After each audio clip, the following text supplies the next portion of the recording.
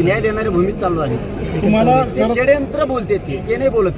फडणवीसांचं ठरलेलं षडयंत्र ते उघडं पडायला लागला. तुम्हाला शरद पवार रसद पुरवतात असा देखील सध्या आरोप होतो. शरदचंद्र पवार हे लय पागल जावण्याचे मग हात तोंड मग आला असं आहे.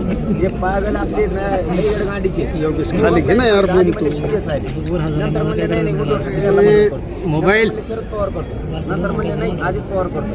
नंतर म्हणले देवेंद्र फडणवीसच करतो. यांना सापडा मला मदत करतो फक्त माझा मदत जातवा सगळ्या ताकदीनं लढ्यात जे लागन त्या ताकदीने. पाटील तुम्ही एकीकडे यात्रा काढली आहे, आता आरक्षणासाठी मुंबईला जाताय, दुसरीकडे शरद पवारांनी मंडल आरक्षण यात्रा काढली आहे. काय कसं बघता या यात्रेकडे? बघू आता वेळ पुढं आम्हाला एकदा पुन्हा एक दुसरी आठवण करून घेऊ. त्याबरोबर आम्हाला पक्की खबर आली शिंदे साहेबाला फडणवीस साहेब काम करू देत नाहीत. त्या टायमाला बोललो आपण मीडियाचे बांधव म्हणले नाही ते फडणवीस साहेब म्हणले एका चॅनलच्या व्यासपीठावरती त्यावेळेस ते म्हणले तिथं मी अडवतच नाही.